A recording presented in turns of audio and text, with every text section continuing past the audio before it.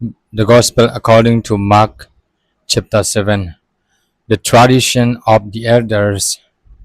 Now, when the Pharisees and some of the scribes who had come from Jerusalem gathered around him, they noticed that some of his disciples were eating with defiled hands, that is, without washing them. For the Pharisees and all the Jews do not eat unless they thoroughly wash their hands. Thus, observing the tradition of the elders, and they do not eat everything from the market unless they wash it. And there are also many other traditions that they observe: the washing of cups, pots, and bronze kettles. So the Pharisees and the scribes asked him, "Why do your disciples not live according to the tradition of the elders, but eat with defiled hands?"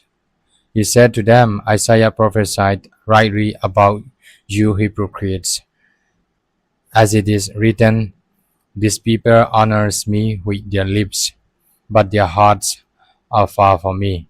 In vain do they worship me, teaching human precepts as doctrines. You abandon the commandment of God and hold to human tradition.'" Then he said to them, "You have a fine way of rejecting the commandment of God in order to keep your tradition. For Moses said, 'Honor your father and your mother,' and whoever speaks evil of father or mother must surely die. But you say that if anyone tears father or mother, whatever support you might have had from me is korban, that is, an offering to God. Then you no longer permit doing anything for a father or mother, thus making void the word of God through your tradition that you have handed on. And you do many things like this." Then he called the crowd again and said to them, "Listen to me, all of you, and understand. There is nothing outside a person that by going in can defile, but the things that come out are what defile." When he had left the crowd and entered the house, his disciples asked him about the parable. He said to them, "Then do you also fail to understand? Do you not see that whatever goes into a person from outside cannot defile, since it enters not the heart but the stomach, and goes out into the sewer? Thus he declared all foods clean.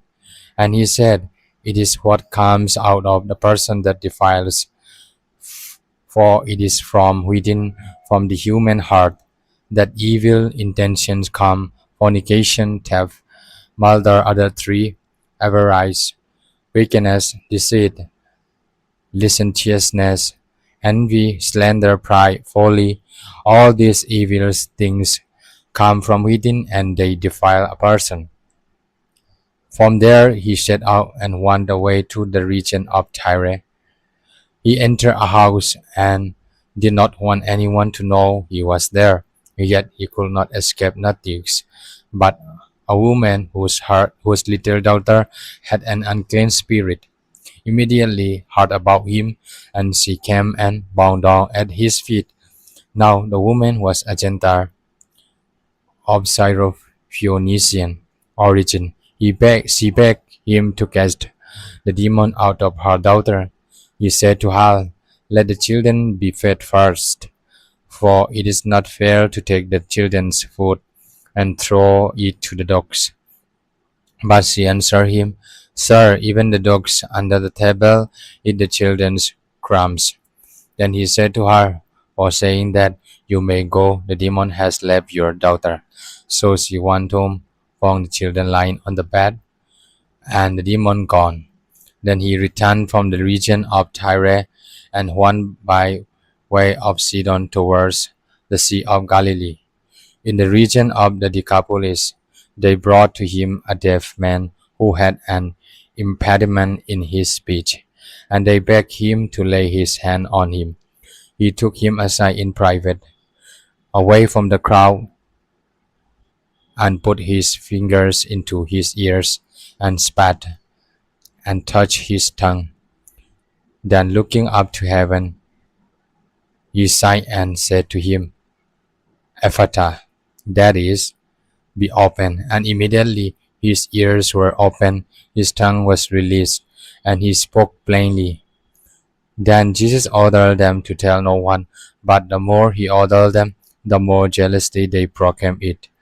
They were astounded beyond measure, saying, He has done everything well.